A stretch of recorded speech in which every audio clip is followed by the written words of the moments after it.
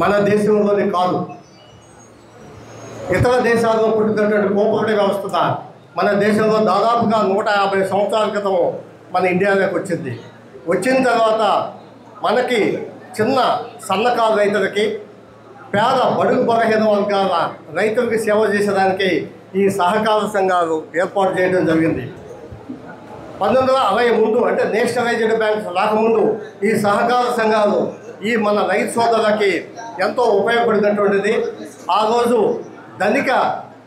ధనికుల చేతిలో ఉన్నటువంటి డబ్బు తీసుకొని వడ్డీలు కట్టలేక ఎంతోమంది రైతు సోదరులు ఆ పొలాలను కూడా ధనికులకి ఇవ్వడం జరుగుతున్న పరిస్థితులు ఈ సహకార సంఘాలను ఆ రోజు ఆ రైతులకి ఉపయోగపడతా వచ్చాయి.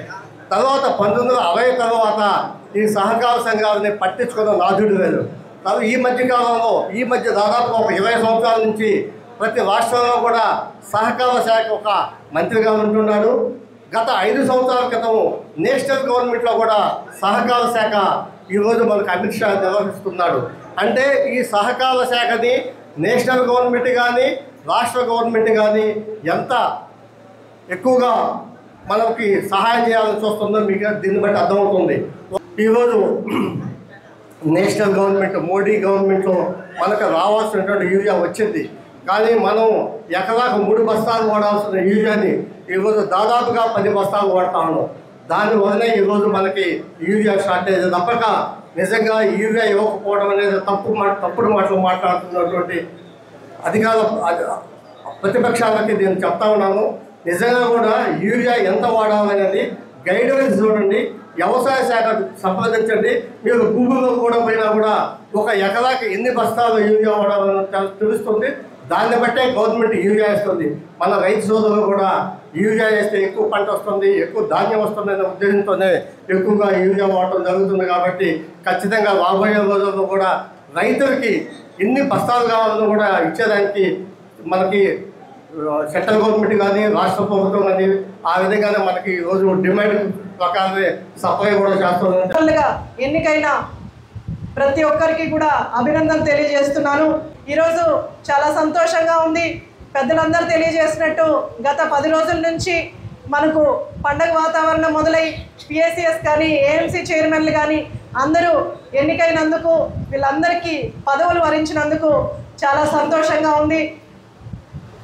ఉయ్యాల ప్రవీణ్ గారు చెప్పినట్టు రైతు సోదరులకి అండగా నిలబడడానికి ఈ పదవులు వచ్చినందుకు మీ అందరూ అదృష్టంగా భావించాలి.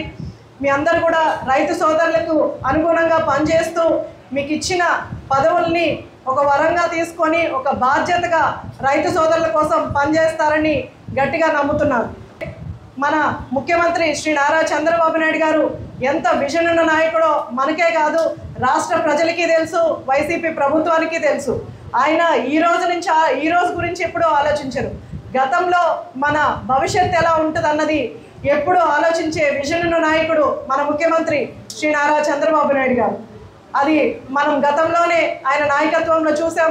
ఈరోజు కూడా 2024లో మనకు విజన్ 2047 అని 2047 గురించి ఈ రోజు నుంచి ఆయన ప్రణాళికలు వేసుకుంటూ ముందుకు సాగుతున్నారు.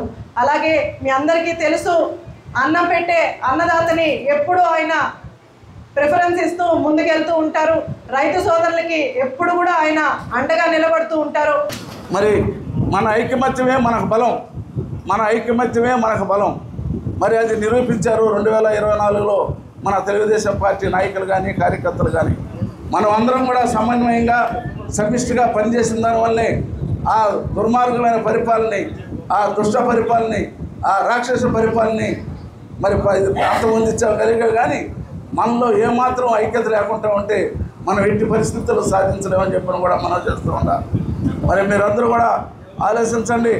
ఇప్పుడు ఎమ్మెల్యే ఎలక్షన్తో అయిపోవడంలా రేపు సర్పంచుల ఎన్నికలు వస్తున్నాయి, అదేవిధంగా ఎంపీటీసీ ఎన్నికలు వస్తున్నాయి, జడ్పీటీసీ ఎన్నికలు ఉన్నాయి.